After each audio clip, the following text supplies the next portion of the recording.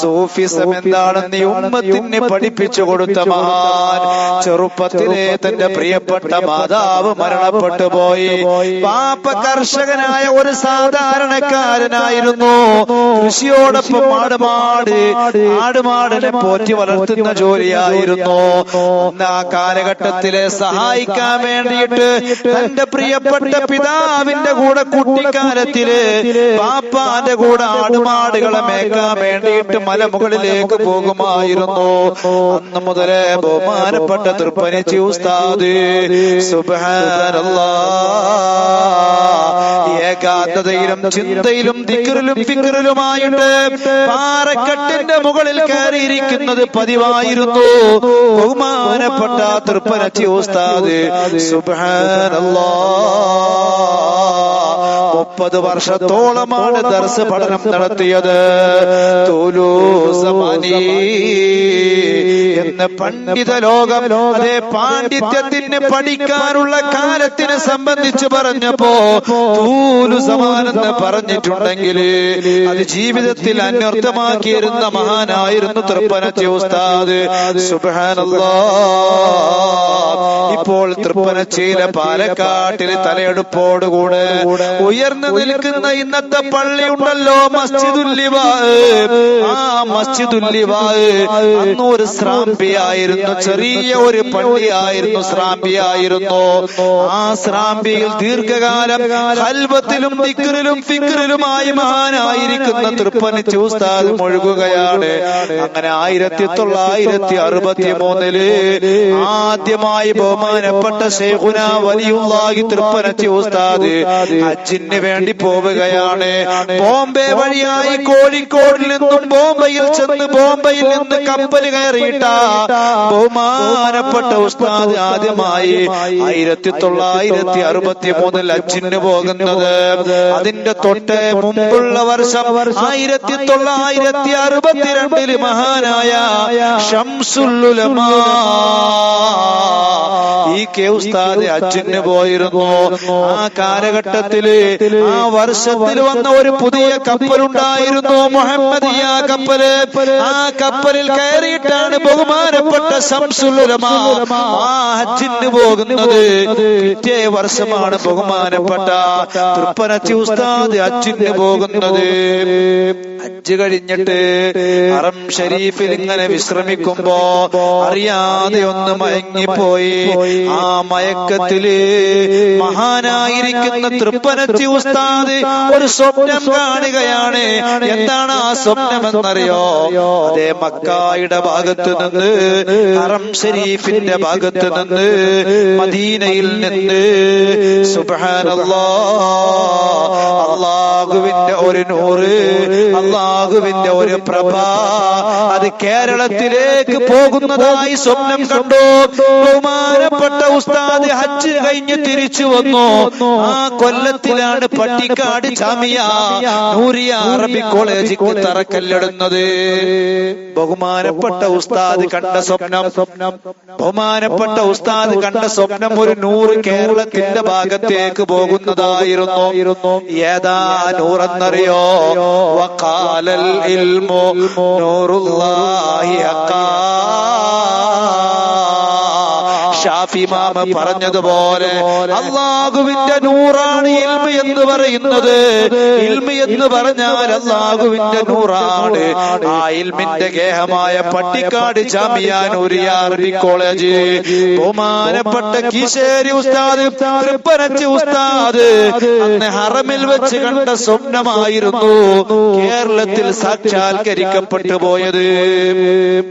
പ്രിയപ്പെട്ട സഹോദരങ്ങളെ, മഹാനായിരിക്കുന്ന തൃപ്പനച്ചി ഉസ്താദിന്റെ മലയുടെ മുകളിൽ രണ്ട് കൊടികൾ നാട്ടിയിട്ടുണ്ട്. രണ്ട് വലിയ പതാകകളുണ്ട്, കൊടിമരങ്ങളുണ്ട്. ആ കൊടിമരത്തിലെല്ലാം വലിയ രഹസ്യമുണ്ടായിരുന്നു. മഹാനായിരിക്കുന്ന ഗൗസുൽ ആസം ശൈഖ് മുഈനുദ്ദീൻ അബ്ദുൽ ഖാദിർ ജിലാനി ബഹുമാനപ്പെട്ട ഉസ്താദ് പറയുമായിരുന്നു, എനിക്ക് ത്വരീഖ ത്വരീഖത്ത് മഹാനായ മുഹയ്യിദ്ദീൻ ശൈഖിൽ നിന്നും നേരിട്ട് ത്വരീഖത്ത് സ്വീകരിച്ചയാളാണ് ഞാന്. ബഹുമാനപ്പെട്ട ഉസ്താദിനിക്ക് അങ്ങനെ ചില ആളുകളുണ്ട്. മഹാന്മാരായ മശായിഖുമാര് ഗൗസുൽ ആദം ശൈഖ് മുഹയ്യിദ്ദീൻ അബ്ദുൽ ഖാദിർ ജീലാനി തങ്ങള് നേരിട്ട് ത്വരീഖത്ത് കൊടുത്ത മഹാനാണ് തൃപ്പനച്ചി ഉസ്താദ്. ഉസ്താദം 2000 ബഹുമാനപ്പെട്ട തൃപ്പനച്ചി ഉസ്താദ് തന്റെ മലമുകളിലുള്ള ഒരു കൊടിമരം നാട്ടുകയാണ്. ആദ്യമായിട്ട് ഗൗസുൽ ആദം തങ്ങളുടെ പേരിലുള്ള കൊടിമരം. അതിനൊരു രഹസ്യമുണ്ട്. എന്താണ് ആ രഹസ്യമെന്നറിയോ? ബഹുമാനപ്പെട്ട ഉസ്താദ് ഒരിക്കൽ ബഹുമാനപ്പെട്ട ഉസ്താദ് അവർകൾ മഹാനായ ഖാജ മുഈനുദ്ദീൻ ചിശ്തിയിൽ അജ്മീരി ഖദ്ദസല്ലാഹു സിർറഹുൽ അസീസ് തങ്ങളെ സിയാറത്ത് ചെയ്യാൻ വേണ്ടിയിട്ട് അജ്മീറിൽ ചെന്നപ്പോ കുഞ്ഞാപ്പു ഹാജിയും തന്റെ കൂടെ ഉണ്ടായിരുന്നു. ഉസ്താദിന്റെ കൂടെ സഹയാത്രികനായി കുഞ്ഞാപ്പു ഹാജിയും ഉണ്ട്. അവിടെ എത്തുമ്പോ ഏകദേശം ഒരു 9 മണിയായിട്ടുണ്ട്. 9 മണിയായത് കൊണ്ട് സാധാരണ അജ്മീറിലെ ദർഗ അടക്കുന്ന സമയമായി. പക്ഷേ ബഹുമാനപ്പെട്ട ഉസ്താദിനെ കാത്തിരിക്കുന്നത് പോലെ ഖാജാ തങ്ങളുടെ ദർബാറിലുള്ള ഖാദിമ് ദർഗ അടക്കാതെ ഉസ്താദിനെ കാത്തിരിക്കും പോലെ കാത്തിരിക്കുകയാണ്. സുബ്ഹാനല്ലാഹ്. ഉസ്താദ് സിയാറത്തിന് വേണ്ടി ഉള്ളിലേക്ക് കയറി. സിയാറത്ത് കഴിഞ്ഞു. യാസീൻ ഓതിയിട്ട് വിശാലമായ ദീർഘനേരം സിയാറത്ത് ചെയ്തു. സിയാറത്ത് ചെയ്ത് പുറത്തിറങ്ങിയിട്ട് ഭക്ഷണം കഴിക്കാൻ വേണ്ടി ഒരുങ്ങുമ്പോ ഖാദിമീങ്ങൾ പറഞ്ഞു, വേണ്ട, ഭക്ഷണമെല്ലാം ഞങ്ങൾ ഒരുക്കി തയ്യാർ ചെയ്തിട്ടുണ്ട്, ഭക്ഷണമെല്ലാം ഞങ്ങൾ റെഡിയാക്കി വെച്ചിട്ടുണ്ട്. അവരൊരുക്കിയ ഭക്ഷണം കഴിച്ച് ബഹുമാനപ്പെട്ട ഉസ്താദും കുഞ്ഞാപ്പു ഹാജിയും കിടന്നുറങ്ങാൻ വേണ്ടിയിട്ട്, അതേ സുഖമായി ഉറങ്ങാൻ വേണ്ടിയിട്ട് അപ്പുറത്ത് പോയി. അതേ കുഞ്ഞാപ്പു ഹാജി സുഖമായി കിടന്നുറങ്ങി. നേരം വെളുത്ത് എണീറ്റപ്പോ ബഹുമാനപ്പെട്ട ഉസ്താദ് അവർകള് കുഞ്ഞാപ്പു ഹാജിയോട് പറയുകയാണ്, നിങ്ങൾ നല്ല സുഖമായി കിടന്നുറങ്ങിയല്ലേ? ഞാൻ എന്റെ മനസ്സിൽ കൊതിച്ചു പോയി, ഇന്ന് സുബഹിയാവാതിരുന്നാൽ, നേരം വെളുക്കാതിരുന്നാൽ എത്ര നന്നായിരുന്നേനെ എന്ന് ഞാൻ കൊതിച്ചു പോയി. ഇന്നലെ രാത്രി എന്റെ ചാരത്ത് മഹാനായ ശൈഖ് മുഹയ്യിദ്ദീൻ അബ്ദുൽ ഖാദിർ ജീലാനി ഖദ്ദസല്ലാഹു സിർറഹുൽ അസീസ് തങ്ങൾ എന്റെ ചാരത്തോട്ട് കടന്നു വന്നു. എന്നിട്ട് ഞങ്ങൾ ഒരുപാട് നേരം സംഭാഷണം നടത്തി. സംഭാഷണത്തിന്റെ ഒടുവിൽ പിരിയുന്നതിന് മുമ്പ് എന്നോട് നാട്ടിലെ മലമുകളിൽ ഒരു കൊടി നാട്ടാൻ വേണ്ടിയിട്ട് എന്നോട് പറയുകയും, സമയമാകുമ്പോൾ ഞാൻ അറിയിക്കും, അപ്പോൾ കൊടി നാട്ടണമെന്ന് എന്നോട് പറയുകയോ.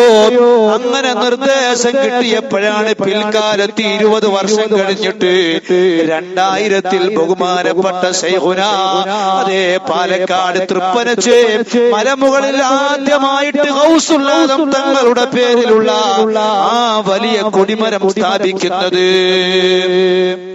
ബഹുമാനപ്പെട്ട ഉസ്താദ് അവർകള് മഹാനായ ശംസുൽ ഉലമയോടും ബഹുമാനപ്പെട്ട കണ്ണിയത്ത് ഉസ്താദിനോടും പാണക്കാട് സാദാതീങ്ങളോടും അതിരറ്റ സ്നേഹം കാണിച്ചിരുന്ന മഹാമനീഷിയായിരുന്നു മഹാനായ ശംസുൽ ഉലമ ഖദ്ദസല്ലാഹു സിർറഹുൽ അസീസ്. രോഗശയ്യയിൽ കിടക്കുമ്പോ മഹാനായ ശംസുൽ ഉലമയുടെ നിർദ്ദേശപ്രകാരം തന്റെ ഖാദിമീങ്ങളെ ദുആർപ്പിക്കാൻ വേണ്ടിയിട്ട് ബഹുമാനപ്പെട്ട ഉസ്താദിന്റെ ചാരത്ത് വന്നു. ഉസ്താദിനോട് ദുആ ചെയ്യാൻ പറഞ്ഞു.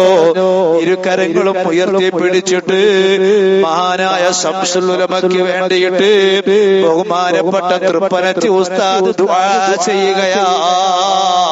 അത്ഭുതമെന്ന് പറയട്ടെ, ബഹുമാനപ്പെട്ട ശംസുൽ ഉലമയുടെ രോഗം പമ്പ കടന്നു. ശംസുൽ ഉലമ ഹോസ്പിറ്റലിൽ നിന്ന് ഡിസ്ചാർജ് ചെയ്യപ്പെട്ടു. അങ്ങനെ ശംസുൽ ഉലമ ദീനി ദഅവത്തിൽ കർമ്മനിരതരായി. സുബ്ഹാനല്ലാഹ്. മാസങ്ങൾ കഴിഞ്ഞു.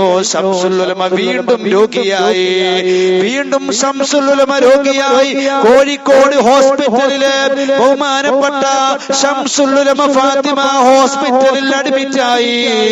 മഹാനായിരിക്കുന്ന ശംസുൽ ഉലമയുടെ ശിഷ്യന്മാര് ഉസ്താദിനോട് ദുആ അർപ്പിക്കാൻ വേണ്ടിയിട്ട് പാലക്കാട് തൃപ്പനച്ചിയിലേക്ക് കടന്നു വന്നു. ബഹുമാനപ്പെട്ട ഉസ്താദ് അവിടെ ഇല്ലായിരുന്നു. ഉസ്താദിനെ കാത്തിരുന്നു. അവസാനം ഉസ്താദ് വന്നപ്പോ ഉസ്താദിനോട് സങ്കടം പറഞ്ഞു. ഒന്ന് പടച്ച റബ്ബിനോട് ദുആ ചെയ്യാൻ ആവശ്യപ്പെട്ടു. ആ സമയത്ത് മഹാനായ ശംസുൽ ഉലമ ഖദ്ദസല്ലാഹു സിർറഹുൽ അസീസ് തങ്ങൾക്ക് വേണ്ടിയിട്ട് കഴിഞ്ഞ പ്രാവശ്യം ശിഫായിന് വേണ്ടി പ്രാർത്ഥിച്ചിരുന്ന ഉസ്താദ് അവറുകളെ വന്നവരോട് ചോദിക്കുകയാ, അതേ അന്നേ ഗുണത്തിനോദോ തേട്ടമീൻ പകരത്തെ അഹദബലി കാണവർക്ക് നൽകിടേണ്ടൂത്തേ.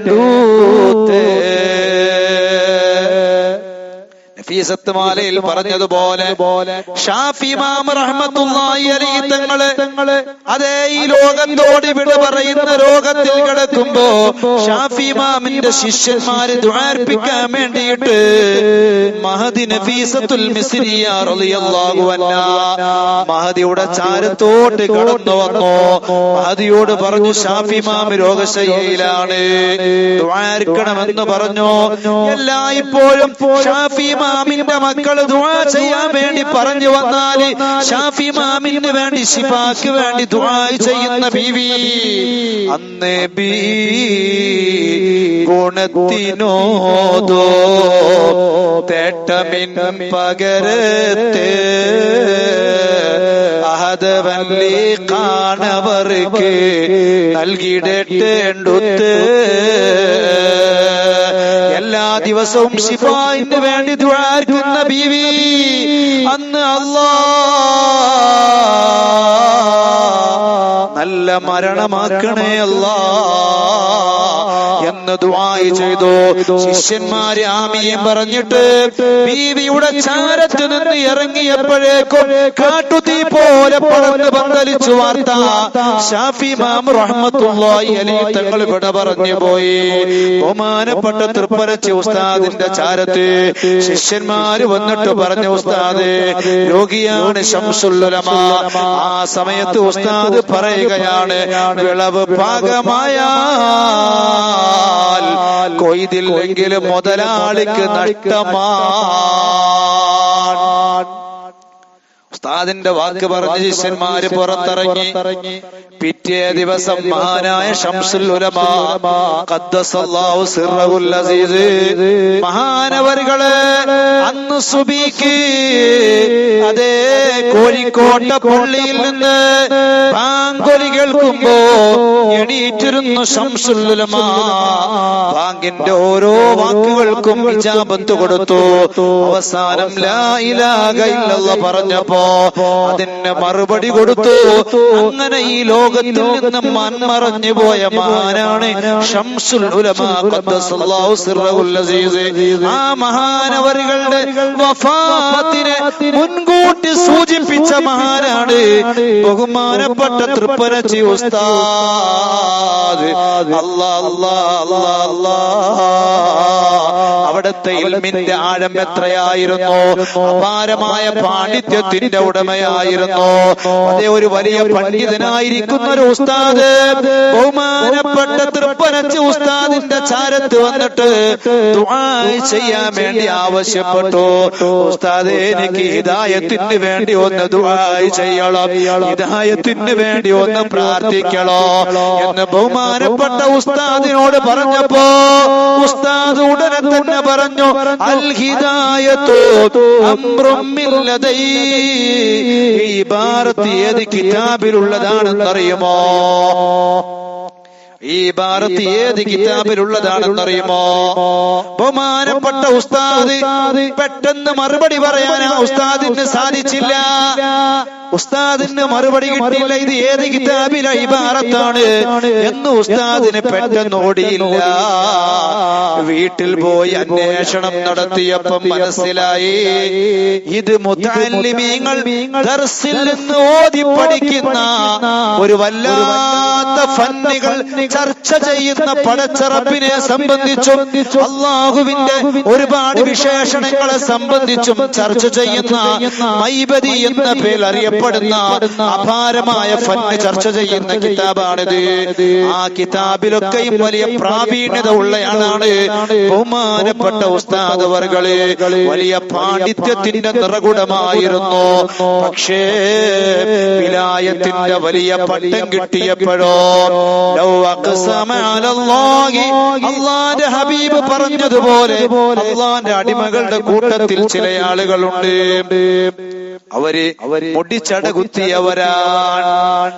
മുടിച്ചടകുത്തിയവരാണ്, വസ്ത്രത്തിൽ ചെളി പുരണ്ടവരാണ്. പക്ഷെ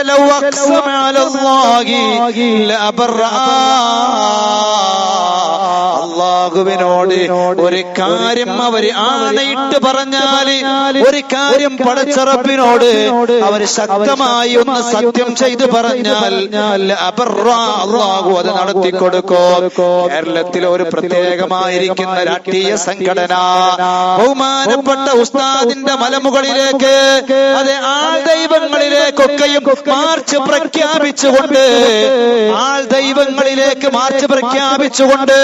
ബഹുമാനപ്പെട്ട തൃപ്പനച്ചി ഉസ്താദിന്റെ മലമുകളിലേക്ക് മാർച്ച് പ്രഖ്യാപിച്ചുകൊണ്ട് തൃപ്പനച്ചി അങ്ങാടിയിൽ നിന്ന് തുടങ്ങിയിട്ട് മലമുകളിലേക്ക് നടത്താൻ തീരുമാനിച്ച മാർച്ച് ഈ വിനേതനായ ഞാനും അന്നവിടെ ഉണ്ടായിരുന്നു. ആയിരക്കണക്കിന് ആളുകളാണ്, 10,000കണക്കിന് ആളുകൾ തടിച്ചു കൂടിയിട്ട്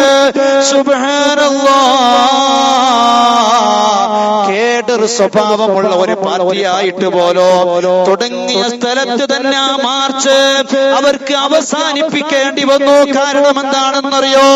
മാർച്ച് പ്രഖ്യാപിച്ചു, വിവരം ഉസ്താദിന്റെ ചെവിയിലാരോ ധരിപ്പിച്ചപ്പോ ഉസ്താദ് ആ മലയിലേക്ക് കയറുന്ന സ്ഥലത്ത് വന്നിട്ട് പറഞ്ഞു, ഇതിനപ്പുറത്തേക്ക് ഒരാളും കയറില്ല, ഇതിനപ്പുറത്തേക്ക് ഒരാളും കയറില്ല. മാർച്ച് തുടങ്ങിയ സ്ഥലത്ത് വച്ച് തന്നെ അവസാനിപ്പിച്ച് പിരിച്ചുപെടേണ്ടി വന്ന ഗതികേട് പ്രിയപ്പെട്ട സഹോദരങ്ങളെ വന്നു പോയിട്ടുണ്ടെങ്കിൽ അതാണ് അല്ലാഹുവിന്റെ ഹബീബ് പറഞ്ഞത്, ലൗ അഖ്സമ അലല്ലാഹി ലബറഅ. ഒരു കാര്യം അവർ അല്ലാഹുവിനോട് ആണയിട്ട് പറഞ്ഞാൽ അത് അല്ലാഹു നടത്തി കൊടുക്കുമെന്ന് ഹബീബുനാ മുഹമ്മദ് മുസ്തഫ